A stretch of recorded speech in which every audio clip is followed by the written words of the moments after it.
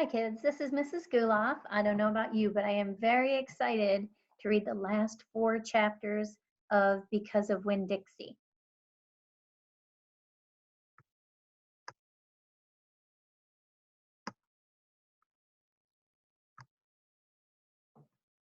Chapter 23. As you remember, at the end of chapter 22, they were having their party. It was just at the beginning, and it started to rain. Okay, so at the beginning of chapter 3, that is what they are dealing with. Chapter 23. Save the sandwiches, Gloria Dump yelled to me. Save the punch. I got my dog pictures, screamed Sweetie Pie.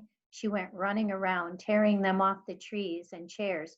Don't worry, she kept shouting. I got 'em. I grabbed the platter of egg salad sandwiches, and the preacher grabbed the punch, and we ran into the kitchen with them. And when I ran back outside, I saw that Amanda had hold of Miss Franny Block and was helping her into the house. Miss Franny was so teetery in her high heels that the rain would have knocked her right over if Amanda hadn't held on to her. I grabbed Gloria Dump's arm. I'm all right, she said, but she put her hand on my arm and held on to me tight. I looked around the garden before we left. All the crepe paper was melted and the candles were out, and then I saw Otis. He was standing there by his jar of pickles, looking down at his feet. Otis, I hollered at him over the rain. Come on, we're going inside. When we got in the kitchen, Amanda and Miss Franny were laughing and shaking themselves like dogs. What a downpour, said Miss Franny. Wasn't that something? That came right out of nowhere, said the preacher. Woo-wee, said Gloria. Dog, squawked Gertrude. I looked at her. She was sitting on the kitchen table. The thunder was really booming and cracking. Oh no, I said. I looked around the kitchen. Don't worry, said Sweetie Pie. I saved them dog pictures. I got 'em right here. She waved around her wad of magazine pages. Where's Winn Dixie? I shouted. I forgot about him. I was just thinking about the party, and I forgot about Winn Dixie. I forgot about protecting him from the thunder. Now, Opal, the preacher said, he's probably right out in the yard, hiding underneath a chair. Come on, you and I will go look. Hold on, said Gloria Dump. Let me get you a flashlight and some umbrellas. But I didn't want to wait. I went running out into the yard. I looked under all the chairs and around all the bushes and trees. I called his name real loud. I felt like crying. It was my fault. I was supposed to hold on to him, and I forgot. Opal, I heard the preacher call. I looked up. He was standing on the porch with Gloria, and Dunlap and Stevie Dewberry were standing there too. Your guests are here, the preacher said. I don't care, I hollered. Come on up here, Gloria Dump said, her voice all hard and serious. She shone her flashlight out at me. I walked up onto the porch and she handed me the flashlight. Tell these boys hey, she said. Tell them you are glad they came and that you will be right back just as soon as you find your dog. Hey, I said, thank you for coming. I just gotta find Winn Dixie and then I'll be right back. Stevie stared at me with his mouth wide open. You want me to help? Stevie asked. I shook my head. I tried not to cry. Come here, child, Gloria Dump said. She reached for me and pulled me close to her and whispered in my ear, there ain't no way you can hold on to something that wants to go. You understand? You can only love what you got while you got it. She squeezed me hard. Good luck now, she called as me and the preacher stepped off the porch out into the rain. Good luck, Miss Franny called from the kitchen. That dog ain't lost, I heard Sweetie Pie holler to somebody inside. That dog's too smart to get lost. I turned around and looked back, and the last thing I saw was the porch light shining on Dunlap Dewberry's bald head. It made me sad. Him standing on Gloria's porch, his bald head glowing. Dunlap saw me looking, and he raised up his hand and waved to me. I didn't wave back.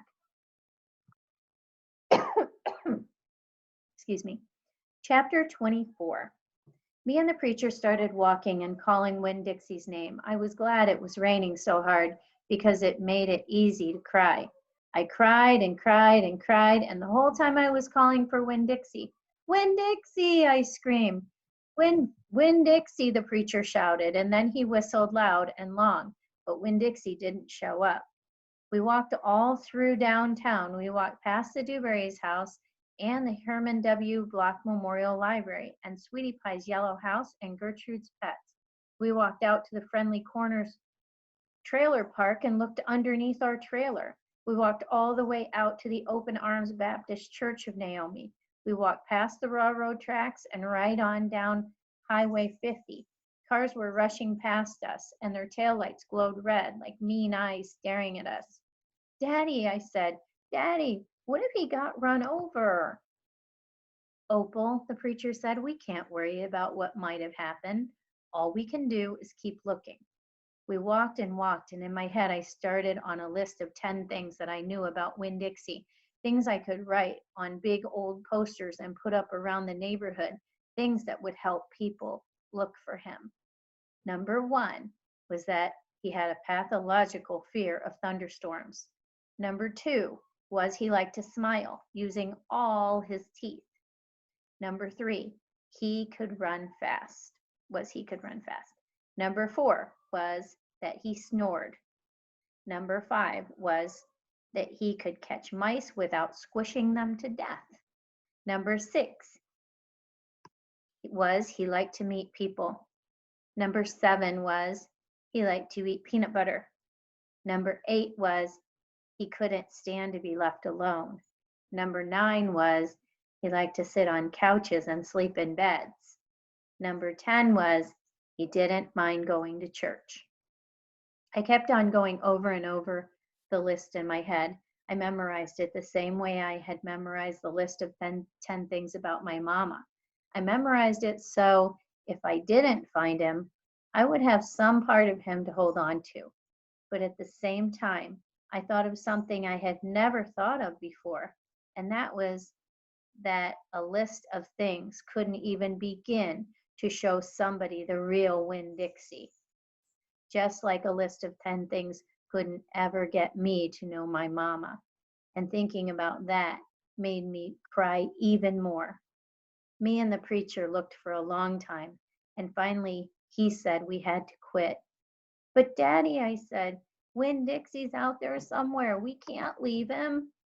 Opal, the preacher said, we have looked and looked, and there's only so much looking we can do. I can't believe you're going to give up, I told him. India, Opal, the preacher said, rubbing his nose, don't argue with me. I stood and stared at him. The rain had let up some. It was mostly a drizzle now. It's time to head back, the preacher said. No, I told him. You go ahead and go, but I'm going to keep on looking. Opal, the preacher said in a real soft voice, it's time to give up. You're always giving up, I shouted. You're always pulling your head inside your stupid old turtle shell. I bet you didn't even go out looking for my mama when she left. I bet you just let her run off too. Baby, the preacher said, I couldn't stop her. I tried. Don't you think I wanted her to stay too? Don't you think I miss her every day? He spread his arms out wide and then dropped them to his sides. I tried, he said. I tried. Then he did something I couldn't believe. He started to cry. The preacher was crying. His shoulders were moving up and down, and he was making snuffly noises. And don't believe that losing Winn-Dixie doesn't upset me as much as it does you, he said.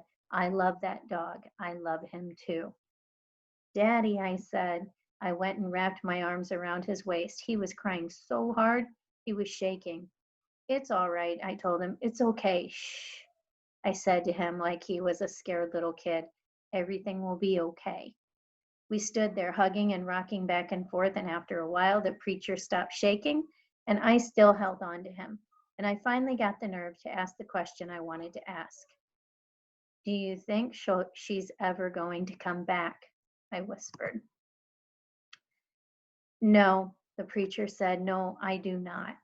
I've hoped and prayed and dreamed about it for years, but I don't think she'll ever come back. Gloria says that you can't hold on to anything, that you can only love what you've got while you've got it. She's right, the preacher said. Gloria Dump is right. I'm not ready to let go of Winn. I'm not ready to let Winn Dixie go, I said.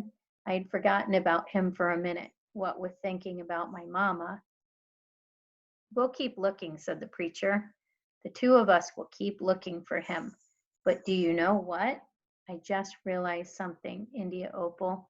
When I told you your mama took everything with her, I forgot one thing, one very important thing that she left behind. What? I asked. You, he said. Thank God your mama left me you. And he hugged me tighter.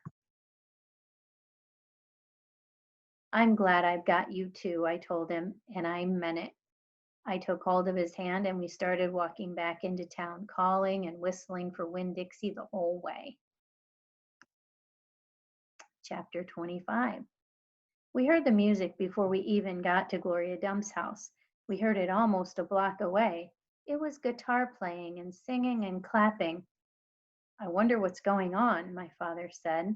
We walked up Gloria's sidewalk and around back through her yard into her kitchen. What we saw was Otis playing his guitar, and Miss Franny and Gloria sitting there smiling and singing, and Gloria holding Sweetie Pie in her lap. Amanda and Dunlap and Stevie were sitting on the kitchen floor, clapping along and having the best possible time. Even Amanda was smiling. I couldn't believe they were so happy when Winn Dixie was missing. We didn't find him, I shouted at them. The music stopped, and Gloria Dump looked at me and said, Child, we know you didn't find him. You didn't find him because he was right here all along. She took her cane and poked at something under her chair. Come on out of there, she said. There was a snuffle and a sigh. He's asleep, she said. He's plumb wore out. She poked around with her cane again, and Winn Dixie stood up from underneath her chair and yawned. Winn Dixie, I hollered. Dog, Gertrude squawked. Winn Dixie wagged his tail and showed me all his teeth and sneezed. I went pushing past everybody. I dropped to the floor and wrapped my arms around him. Where have you been? I asked. He yawned again. How did you find him? I asked. Now there's a story, said Miss Franny. Gloria, why don't you tell it? Well, said Gloria Dump, we was all just sitting around waiting on you two, and after I convinced these Dewberry boys that I ain't no scary witch, all full of spells and potions. She ain't no witch, Stevie said. He shook his bald head. He looked kind of disappointed. Naw, said Dunlap, she ain't. If she was, she would have turned us into toads by now. He grinned. I could have told you that she wasn't a witch. Witches don't exist, said Amanda. They are just myths. All right, said Gloria. What happened was we got through all them witchy things, and then Franny said, why don't we have a little music while we wait for you two to get back? And so Otis played his guitar, and woo-wee, there ain't a song he don't know. And if he don't know it, he can pick it right up right quick if you hum it to him. He has a gift. Gloria stopped and smiled over at Otis, and he smiled back. He looked all lit up from the inside. Tell what happened, Sweetie Pie said. Tell about that dog. So, said Gloria, Franny and me, we started thinking about all these songs we knew from when we was girls. We got Otis to play them, and we started singing them, teaching the words to these children. And then somebody sneezed, Sweetie Pie shouted. That's right, said Gloria. Somebody sneezed and it wasn't none of us. So we looked around, wondering who did, thinking that maybe we got us a burglar in the house. We looked around and we didn't see nothing. So we started into singing again, and sure enough, there was another big achoo. Sounded like it was coming from my bedroom. So I sent Otis in there. I said, Otis, go on in there and see who is sneezing. So Otis went. And do you know what he found? I shook my head.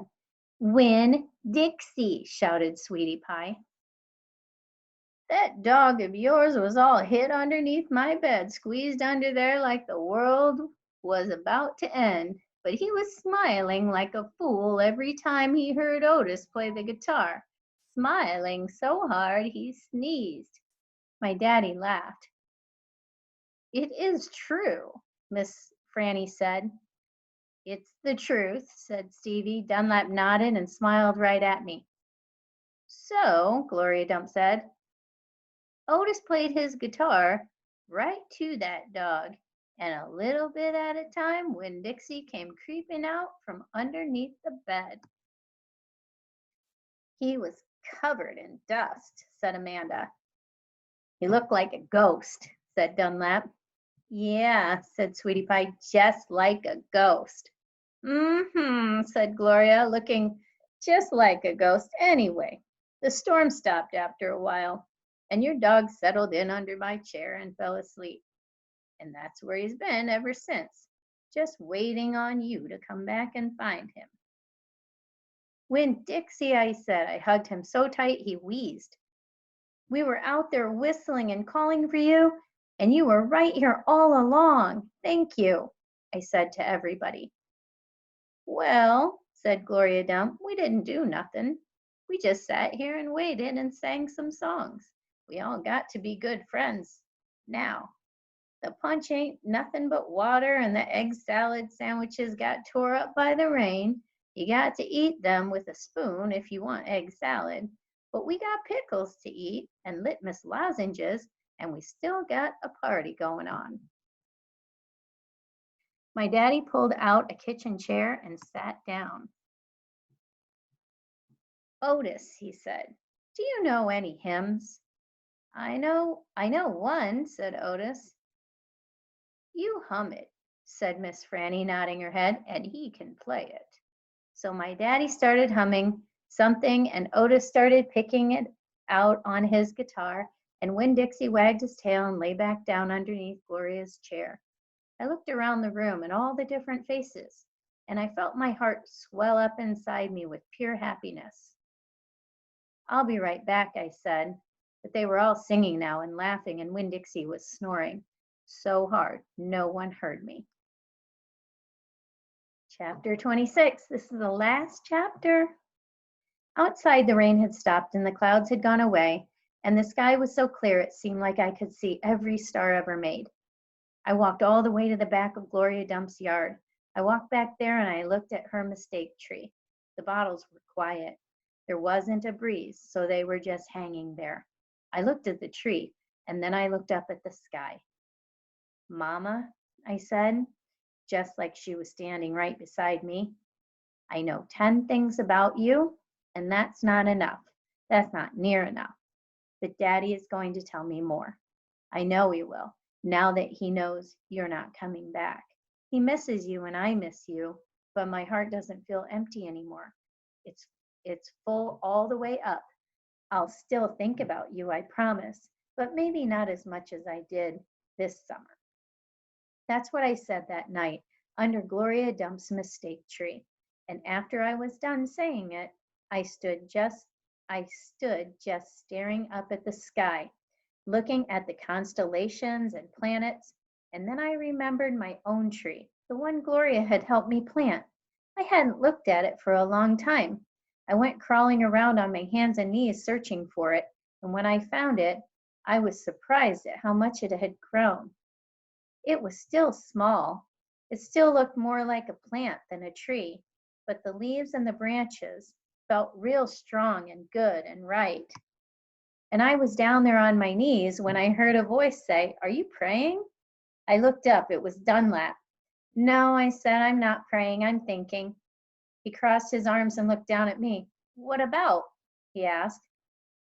"All kinds of different things," I said. "I'm sorry that I called you and Stevie bald-headed babies." "That's all right," he said. "Gloria told me to come out here and get you." "I told you she wasn't a witch." "I know it," he said. "I knew it all along. I was just teasing you." "Oh," I said. I looked at him close. It was hard to see him good in the dark yard. "Ain't you ever going to stand up?" he asked. "Yeah," I said. And then he surprised me. He did something I never in a million years thought a Dewberry boy would do. He held out his hand to help me up, and I took it. I let him pull me to my feet. "I'll race you back to the house," Dunlap said, and he started to run. "Okay," I shouted, "but I'm warning you, I'm fast." We ran and I beat him. I touched the corner of Gloria Dump's house right before he did. "You shouldn't be running around in the dark. You shouldn't be running around in the dark," said Amanda. She was standing on the porch looking at us. "You could trip over something." "Oh, Amanda," said Dunlap, and he shook his head. "Oh, Amanda," I said too, and then I remembered Carson and I felt bad for her. I went up on the porch and took hold of her hand and pulled on her. "Come on," I said, "let's go inside." "India Opal," Daddy said when me and Amanda and Dunlap walked in. "Are you here to sing some songs with us?" "Yes, sir," I said, "only I don't know that many songs." "We'll teach you," he said. He smiled at me real big. It was a good thing to see. "That's right," said Gloria Dump. "We will." Sweetie Pie was still sitting in her lap, but her eyes were closed. "Care for a litmus lozenge?" Miss Franny asked, passing me the bowl. "Thank you," I told her. I took a litmus lozenge and unwrapped it and put it in my mouth. "Do you want a pickle?" Otis asked, holding up a big jar of pickles. "No, thank you," I said. "Not right now." When Dixie came out from underneath Gloria Dump's chair, he sat down next to me and leaned into me, the same as I was leaning into my daddy. And Amanda stood right there beside me. And when I looked over at her, she didn't look pinch-faced at all to me. Dunlap cracked his knuckles and said, "Well, are we going to sing or what?" "Yeah," Stevie echoed. "Are we going to sing or what?" "Let's sing," said Sweetie Pie, opening her eyes and sitting up straight. "Let's sing for the dog." Otis laughed and strummed his guitar, and the flavor of the litmus lozenge opened up in my mouth like a flower blooming, all sweet and sad. And then Otis and Gloria and Stevie and Miss Franny and Dunlap and Amanda and Sweetie Pie and my daddy all started to sing a song, and I listened careful so I could learn it right.